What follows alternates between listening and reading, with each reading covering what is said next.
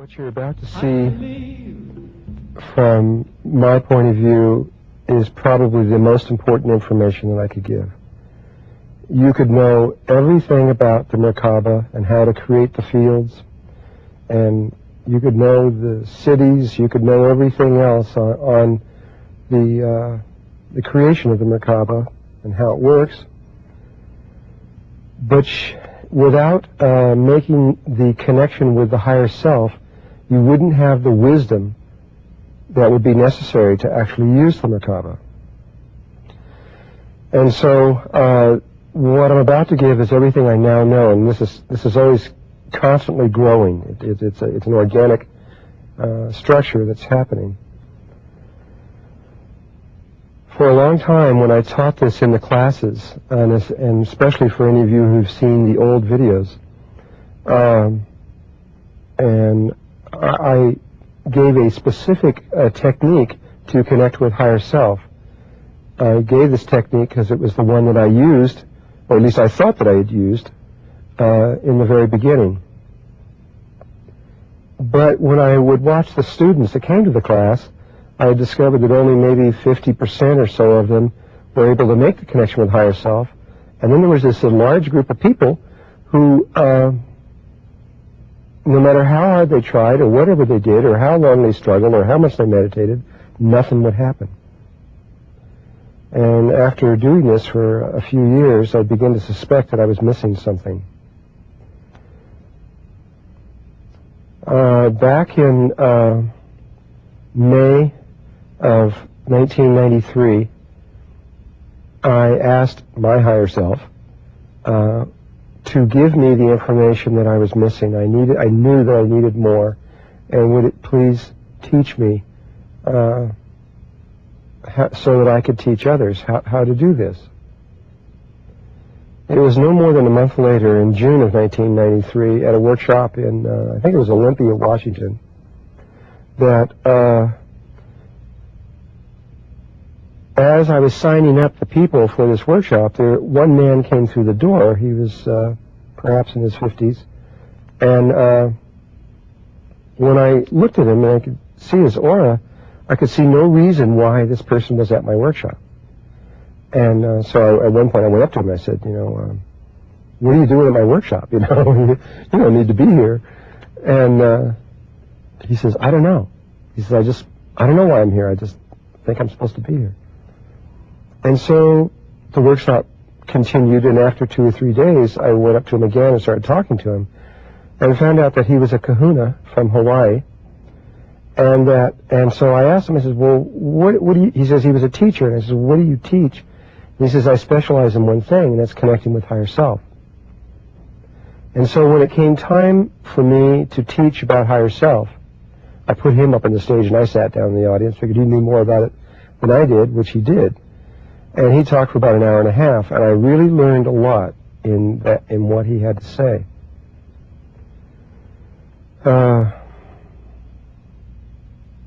Originally, the procedure or the method that I was teaching on how to reach the higher self, I would talk about how you would go into the spherical breathing, and then once you attain that, you would then write down on a piece of paper a specific, asking for the higher self to give a very specific test so that you could prove you had made connection with higher self. And then you would go into the meditation, go very, very deeply, and ask for the higher self, invoke the higher self to come in, and then ask it for a test, something that you could literally do and go out and do that would demonstrate absolutely to you that you had made this connection, from which you could go from there on forth. And that worked with some people. But the reason that it didn't work with the others was now becoming clear. My understanding of it was that there was me, and then there was my higher self. I wasn't aware that I had a lower self. I wasn't aware of this. Now, according to the Huna knowledge that this Kahuna was giving to me, there are these 3 levels of existence that human are connected with, and since we know that everything comes in 3s, I should have suspected it a long time ago. There is the higher self, there is us on this everyday level, and there is this lower self. And according to the Kahuna, you cannot reach the higher self, at least they've never figured out how. You can't reach the higher self by going directly to the higher self. You first have to go, not up, but down.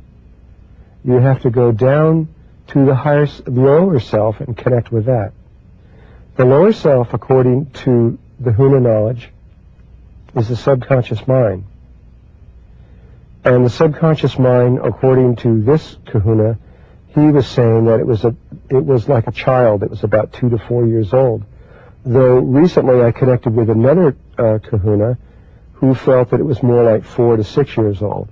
So I don't know. It's somewhere in there. It's a child anyway. It's 2, 4, 6 years old. And this is the level of awareness that you're dealing with on the subconscious mind. And so what the Kahuna says is that you must first connect with the subconscious mind, but in order to do that, you can't do it from your sophisticated adult world. You could go into meditation and meditate and become extremely serious about what you're doing. But the more that you do that, the less likely that you're going to connect with higher self, with lower self. In order to connect with lower self, you must become childlike. And I don't mean being silly and giggling around and stuff like that. I mean that innocent place of a child when you look into their eyes and you see no ego and you see this innocent child. That part of that aspect of us is in every one of us that has been suppressed and pushed down. And we must, in one way or another, allow that part of us to come out to begin the process. Some of you perhaps have read this book by James Redfield, The Celestine Prophecy. This would be a good book if you want to read what I'm really talking about in making this particular connection. The child, when it finds itself in nature or in any situation, its attention level is focused directly and precisely on the here and the now and what is being presented directly to them. And it is this attention and this innocence that we have to begin to cultivate inside of ourselves.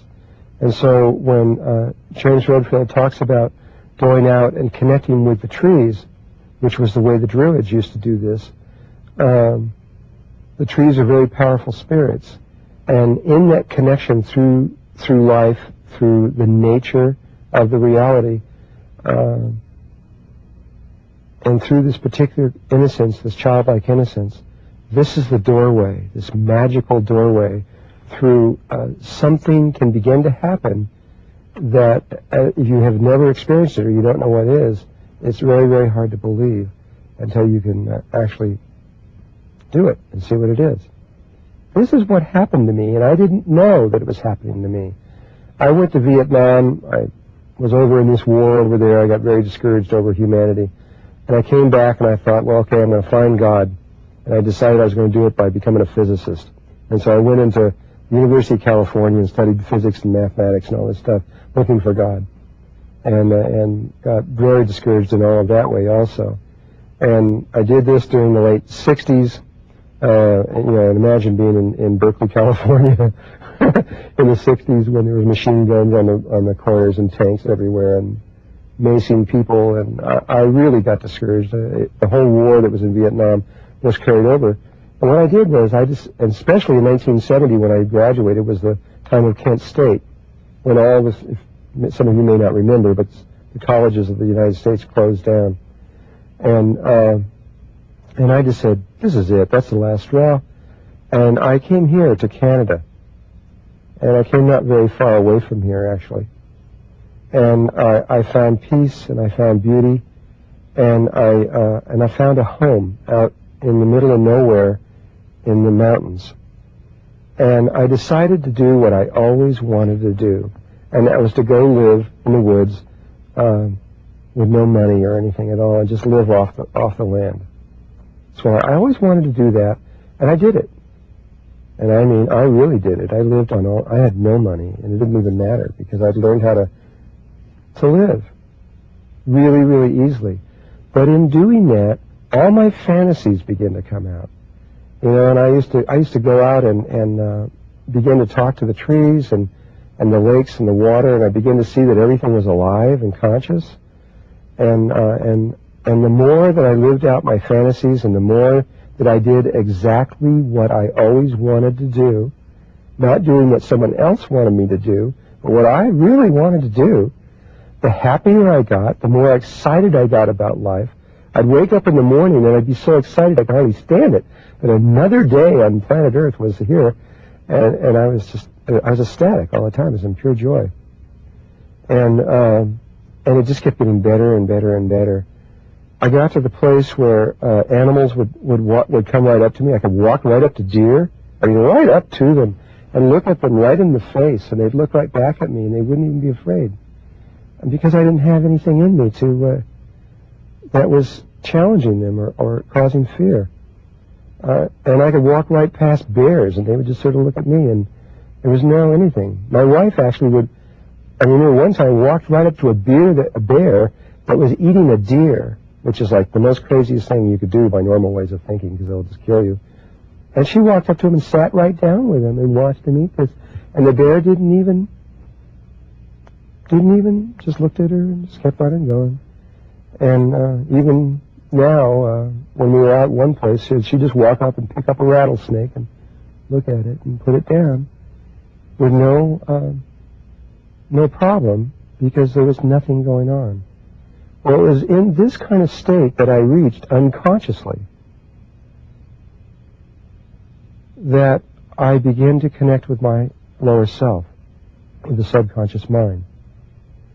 And what I now know is the subconscious mind, my subconscious mind, is linked directly to the subconscious mind of the planet and to all nature, everywhere. And so, really, when you're really talking about the subconscious mind, you're talking about the consciousness of the planet, the whole being of the planet.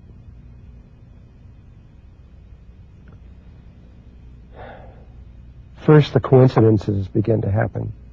I would think something and it would just happen. I would wish I would see a friend and he would just walk out of the woods. Just one thing after another, after another, after another. And the coincidences began to fall so fast and so quick that I began to suspect that something was really going on with me. I didn't know what it was, but I did notice that this was happening way too often to just be pure coincidence.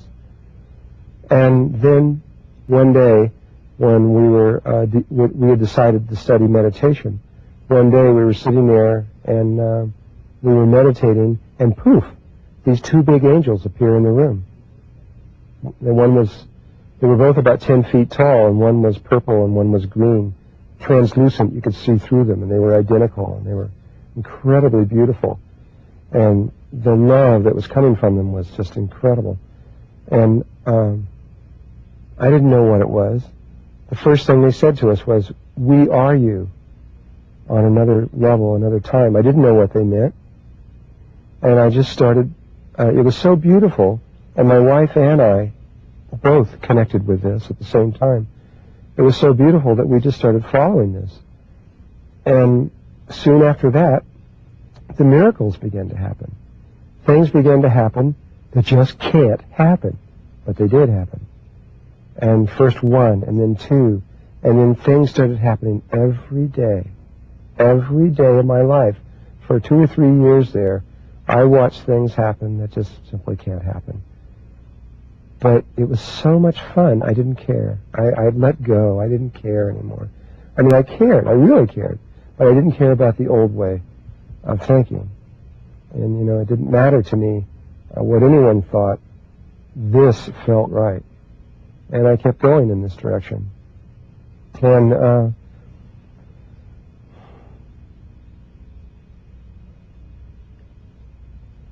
one of the things they said which I never understood, was that about the green and purple angel being the earth and the sun. The green angel was the spirit of the earth, which had this sort of a Kelly green, beautiful, clear, pristine color, and that the angel of the sun was sort of this ultraviolet color. And at one point I got it, I understood. I remember they had this experience, and I came back and I tried to put it into words, and it came out into a poem that just said, I am the sun, I am the earth, I am the sun, and yet really I'm neither one. Meaning that I knew that I was even beyond all of that. I understood. And, but I didn't understand it in terms of words that I could communicate to anyone. And so, I now feel that where we begin in this is through working to bring out the inner child and the inner innocence, and I think that nature is the place. Out of these synthetic environments. Get out of these things that we have created in these rooms and these cars.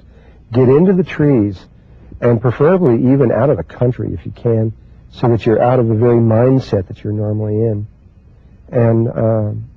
And to begin to interact with Mother Earth again from a whole new way.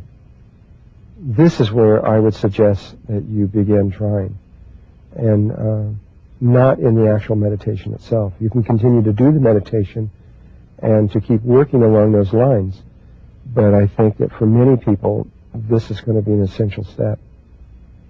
Now what the Kahuna say is that at one point, after you've made connection with the lower self, with the subconscious mind, what happens is you have to play with it. You have to have fun.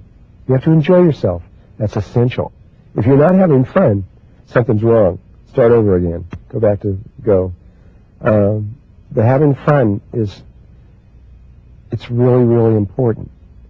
And in fact, there's a movie around this very thing that we're talking about called Hook.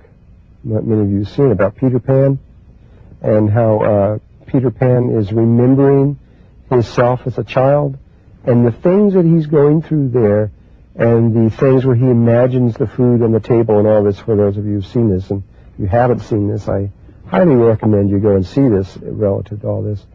There is a tremendous amount of truth.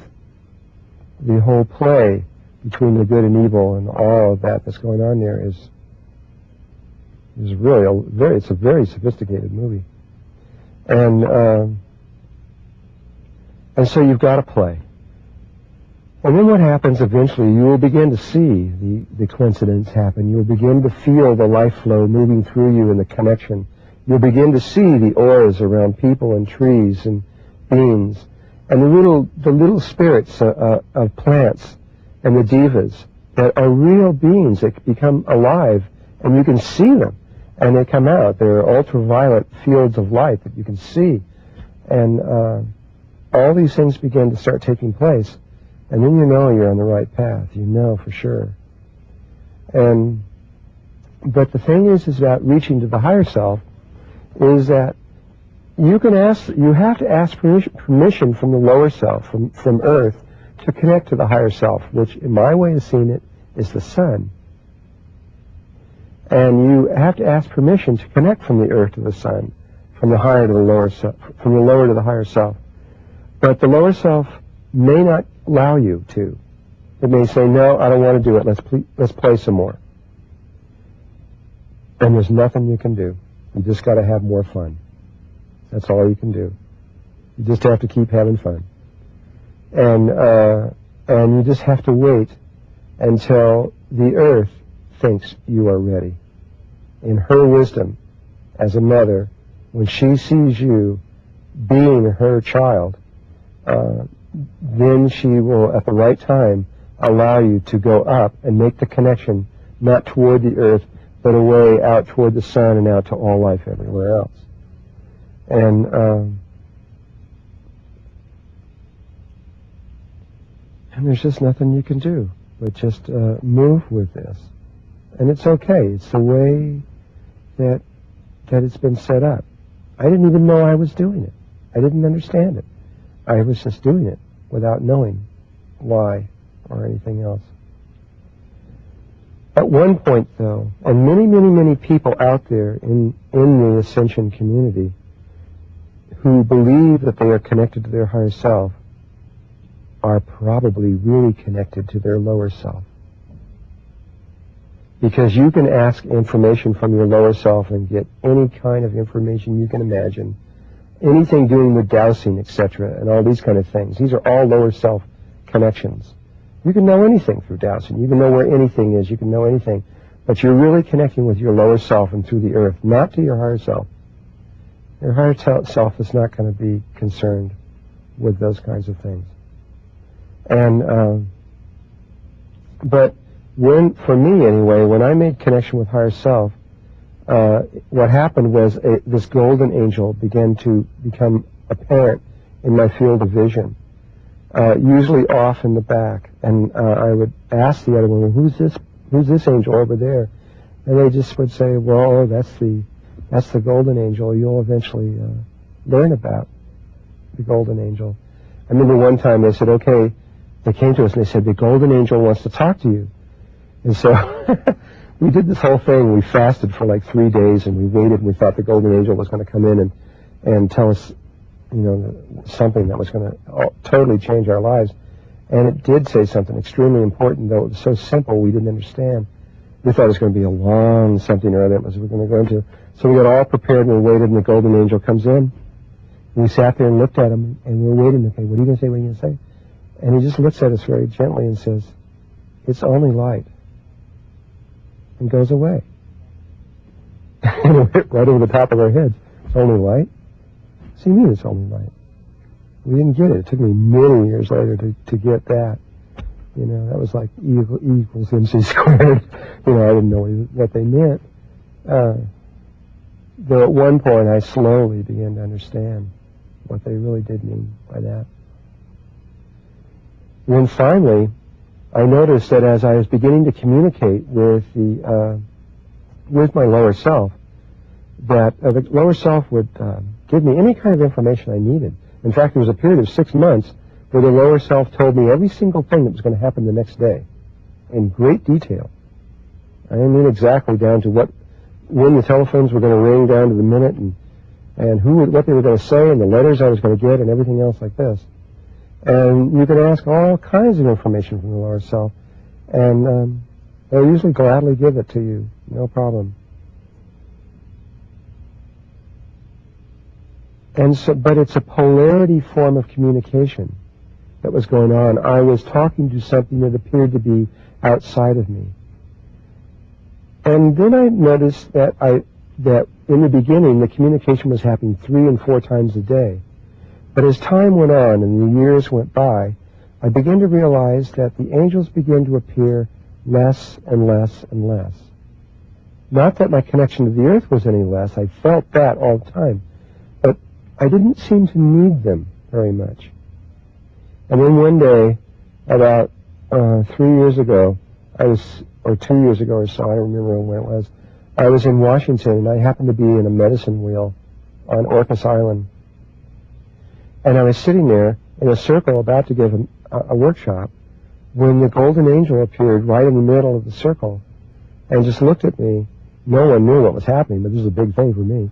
And the golden angel came right up to me and just turned and merged right over the top of me.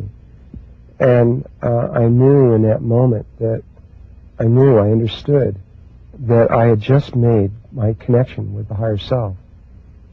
And there was no more after that a sense of any need to ask anything. Because after that, it's just whatever I needed to know, I just knew. And I didn't have to try to plan or do anything. The reality just opened up for me and just did it on its own. Another level of communication with God began to take place. And I now know that this continues on in a growth process that goes on up all the way back to the source. Though it may continue on various stages and levels. I don't know what they are at this point. But every time we come to those bridges, we'll know what to do, and that will be step. And it's just another growth step, and we'll be easily able to accept it as we go into each one.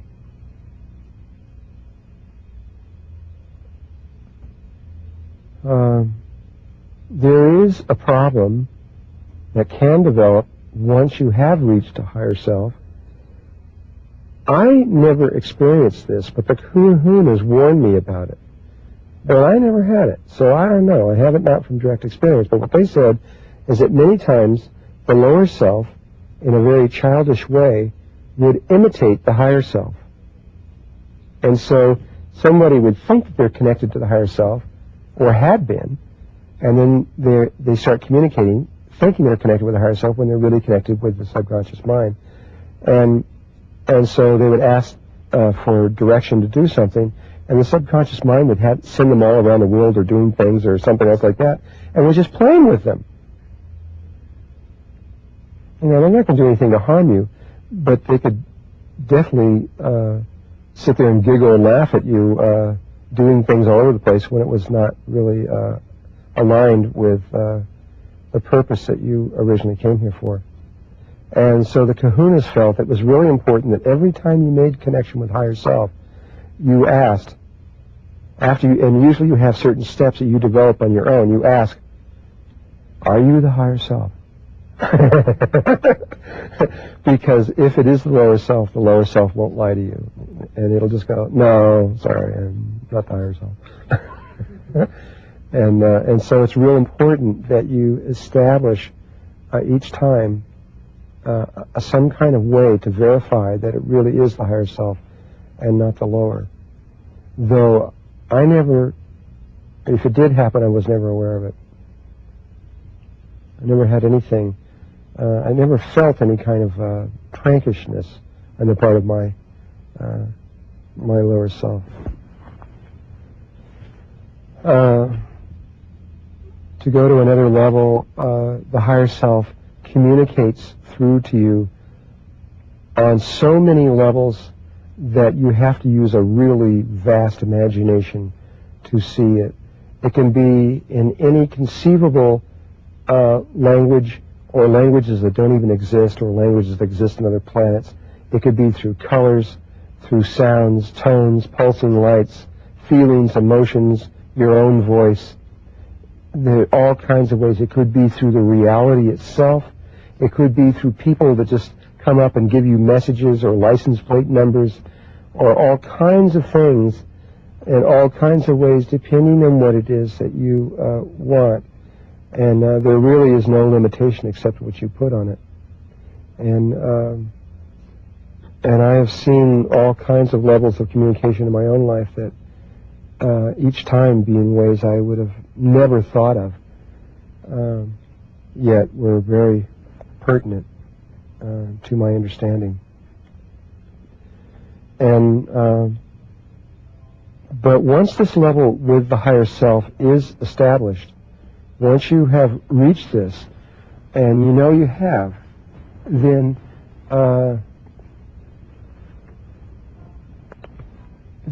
everything changes in your life, and you don't have to be concerned. You've just won the game of life on every level at all.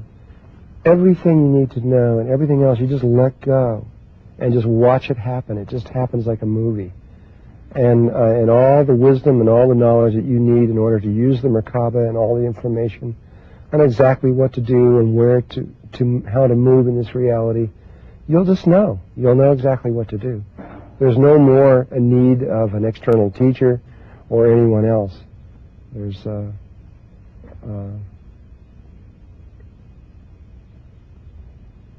you will find that you are whole, complete, and perfect, and lacking nothing within yourself at that point. And those levels of growth will continue on up and up and up, up into the higher levels. I'd like to clarify a little bit more about the lower self and the higher self, just so we can get a better idea and understanding about these things.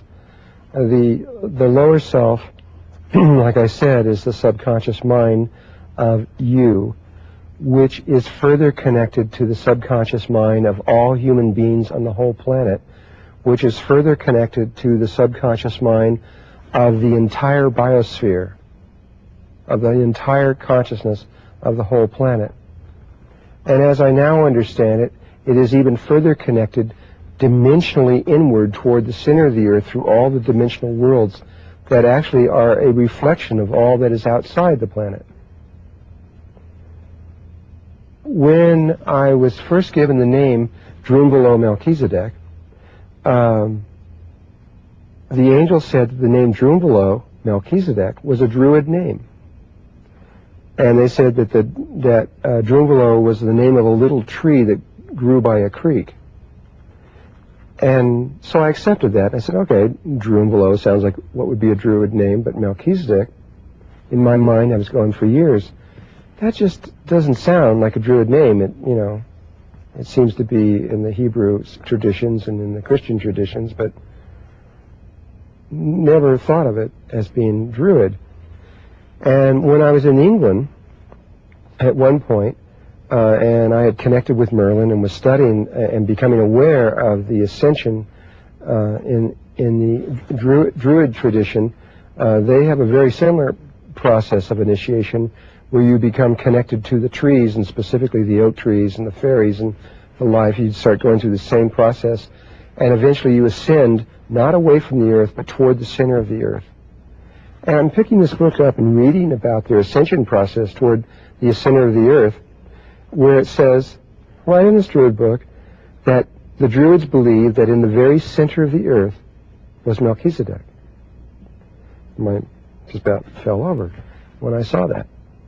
And realizing that the two poles of the end, that they saw it the same way, but exact mirror image of the whole thing. And so when we're talking about lower self, we're really talking about a vast consciousness that extends down through all of life, but in a different way, and that appears to relate to us as human beings in a very childlike way, where the consciousness that comes from above, from the stars and the heavens and all the higher dimensional levels, appears to communicate to us from more like a father figure than a childlike figure.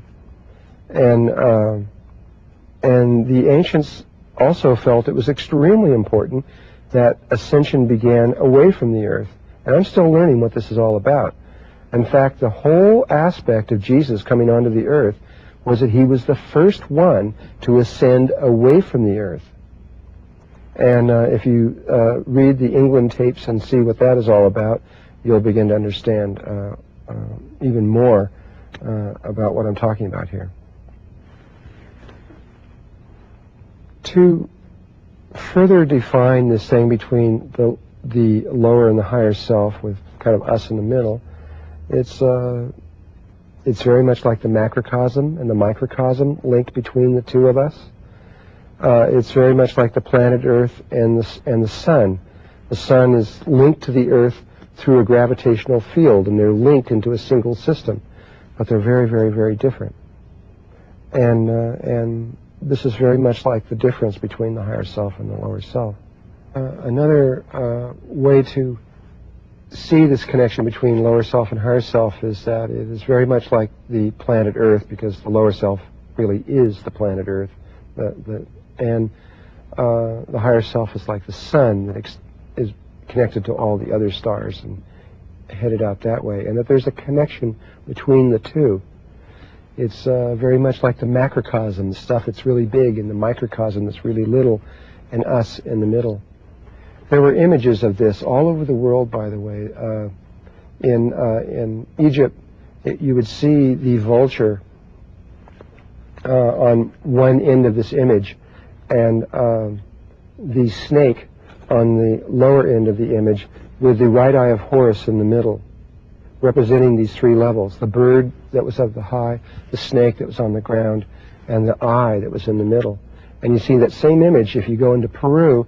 You see it as the condor and the another kind of snake that I don't remember, and it was a particular kind of leopard that they used in the middle. The Mayans used the condor and a black leopard, I believe it was, and a rattlesnake. And the American Indians used the eagle, and I think it was the eagle and the coyote and the rattlesnake. All over the world, the Tibetans used a rooster and a pig and a certain kind of snake. Again, all over the world, the same image representing these three different components that all have to be brought together for us to be a whole person again, because we have separated from all of these kinds of things. So how does one really begin in all of this? Well, once you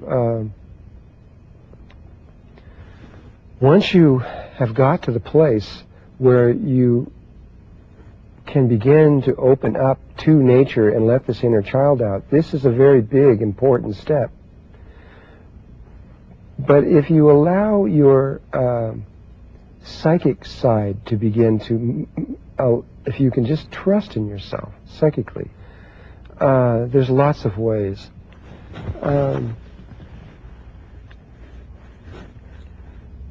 For example, when I was learning dowsing, and dowsing could be a very useful tool to learning about how you can connect with lower self. My teacher used to have this house, and it had shag rugs. It was a two-story house. It was a big house, and his wife would take a corn kernel and hide it in the shag rug somewhere in the house. He could find it every time within 60 seconds, time after time after time. And all he would do is just take a map of the house, and and I suggest that you do something like this. He'd take a map of the house and draw a rough thing of all the rooms. And he used two tools, a pendulum and a set of rods. You can either use the crossing rods or the bending ones, like the sticks. And so she would hide it, and she says, "Okay, I hit it." And he would just go, "Where is it?" He would ask where it was, and he would allow the pendulum to just move. You have to step aside, no ego. Just allow it to go, and it moves over, and it goes, and it'll pinpoint a spot. You then have to absolutely believe and trust. That's the place. So he would show which room it was and approximately where it was in the room. He would then run upstairs, go to that spot, which he knew was about so big, take his other rods and go, and then go down and pull the corn kernel out. And I found I could do the same thing. There was nothing to it. And as soon as I did it one time, that was it. I did it another time, and wow, this is not just coincidence here. And I could just keep doing it. And I was able to discover, so you don't have to find just water, for example, when you're dowsing. You can find anything. He used to find all the oil fields and everything. You can find anything. It doesn't make any difference. He used to find people who'd have stolen cars. And he'd just take a map of the United States, find out what city it was, take a map of that city, find out what block it was now parked on, and then they would just go there and get the car and drive it away. And I remember when he first taught me how to use the rods and relative to finding water, and the excitement of feeling those rods pull over so much that the rod would break off at the end. I mean, the very thought of holding a stick out and have the end of it break off when you're holding it back here is impossible by anything that we know. You know, I used to break from maybe 10 or 15 of them a day when I was doing this, because it would get so strong they'd break off. So I'd have to carry a whole bunch of them. Until I found out that you could use nylon rods that don't break, and they work better.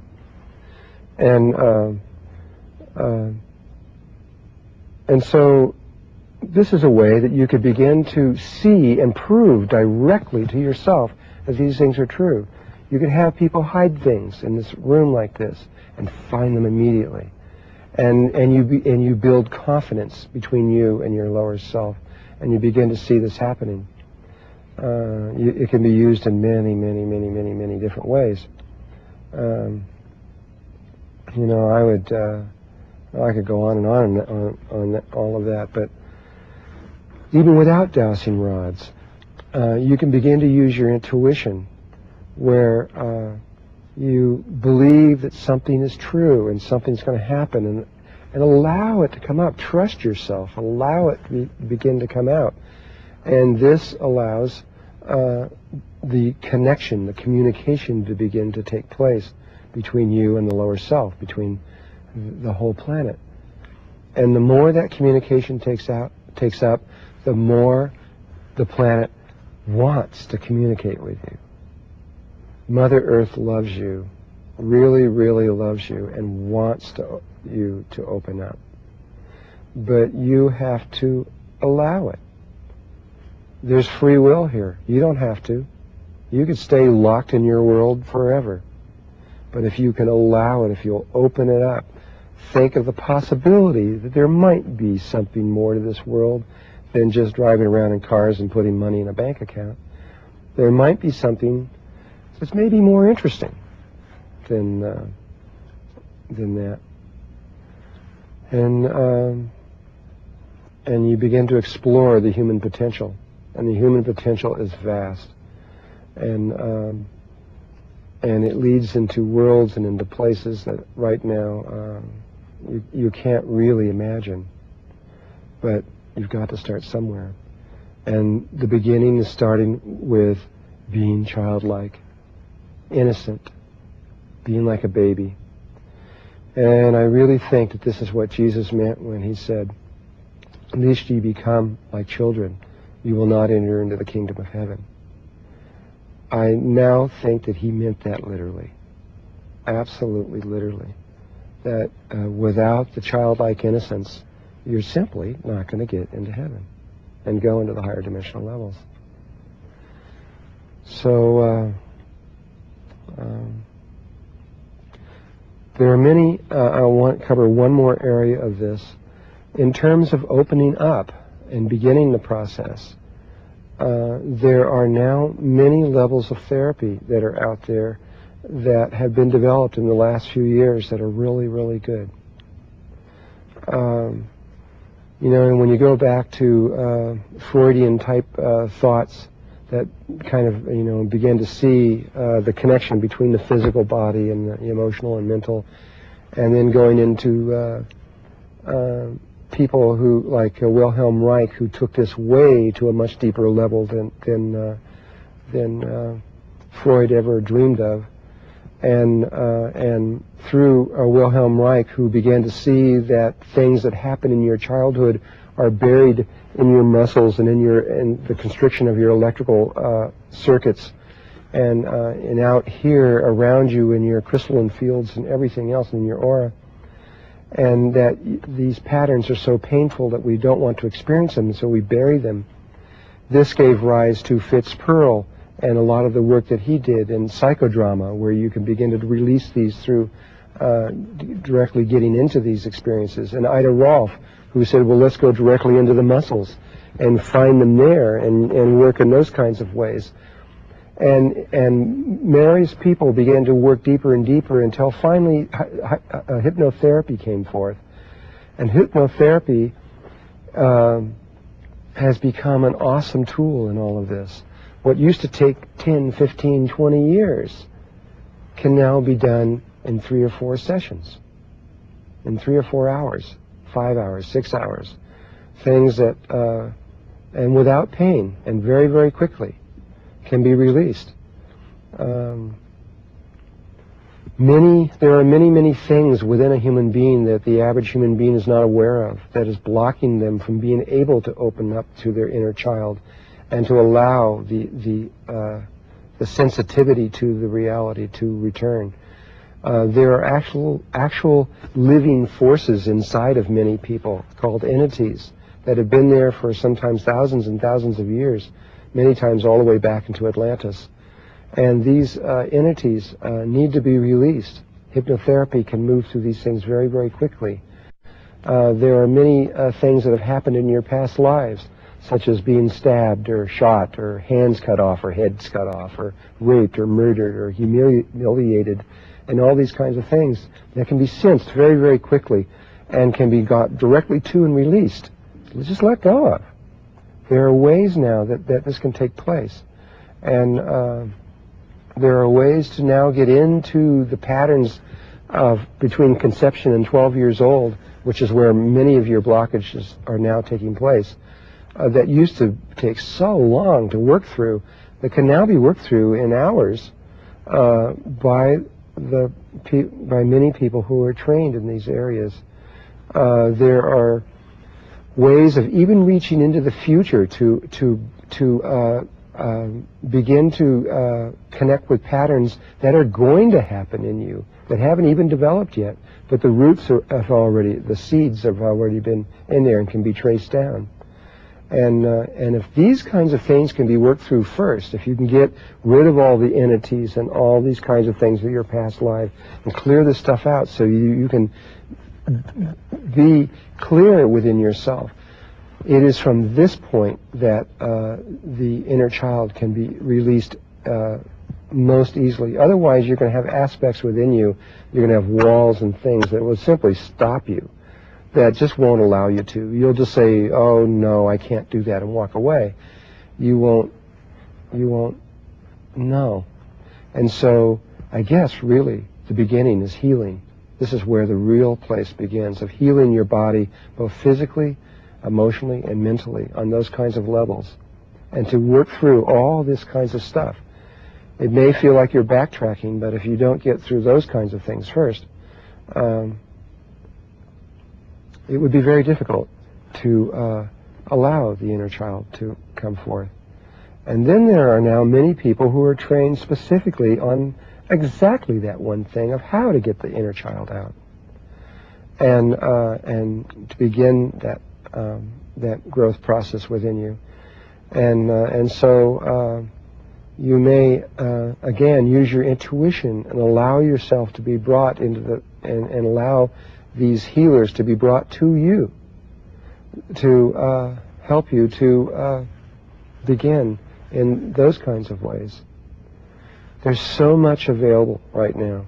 There's so many ways of healing. There's so many people that have training that is extraordinary, that if you really have the desire to return to God and to open up into a new way, it's all there. You can find it. You've got to have the will and the desire to do it. But it's all there. You just have to do it. You just have to go out there and begin the work. And have the courage to find out who you really are.